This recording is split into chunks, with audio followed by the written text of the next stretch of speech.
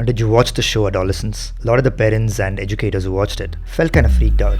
They were like very young boys, like 13-year-old boys are getting exposed to really misogynistic, hateful content online. And the show basically shows a boy committing a crime because of this. And his parents are asking, as you would expect, hey, did we cause this? Did we make a mistake? And when you look at the household, it's not a particularly toxic or abusive household. And superficially, it looks like the main mistake they made is not monitor the content that their child was consuming online. But let's ask a deeper question. When you try to just protect your child from content online, and that's your entire solution, it's a losing battle, because even if you do that, a friend of the child might talk to them about such ideas. And think of these as thought viruses that are in the air, and you can only do so much to, completely protect your child from it. And even if you do, maybe they get exposed to it at an older age. So the real question to ask is, what makes some children so vulnerable to this virus, so immunocompromised that they are really attracted to it? And how can we vaccinate against this virus rather than just protect and hope nothing happens? Now, the first thing you have to observe about the child in this show, and many young boys, is that there is no emotionally mature adult in their lives to tune into their emotions. So for example, in the show, when he's playing football, everybody's making fun of him, people are openly laughing, including parents of other children. And when he looks to his dad is like looking away, acting as if it did not happen. Now the dad thinks, hey, I didn't yell at him, I didn't abuse him. But also the dad was dismissing his emotions and not doing what's called emotion coaching, where having an emotionally mature adult to talk to about your difficult emotions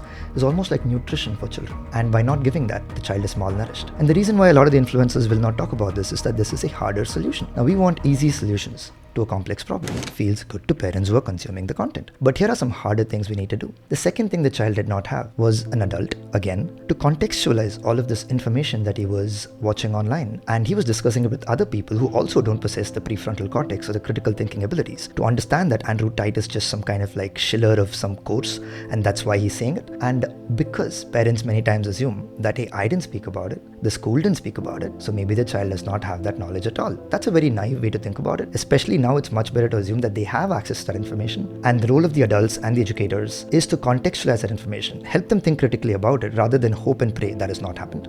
And the third reason why children get immunocompromised is that they aren't being provided with a rich enough alternative to this kind of random online content and a sense of bonding. Children want to form bonding, feel a sense of belonging. When they're not getting it from a really close source, they are seeking it elsewhere. And now if you notice, solving these three is much harder. Now by all means, protect them from the content online. But the vaccination is, I think, a much more effective solution in the long run.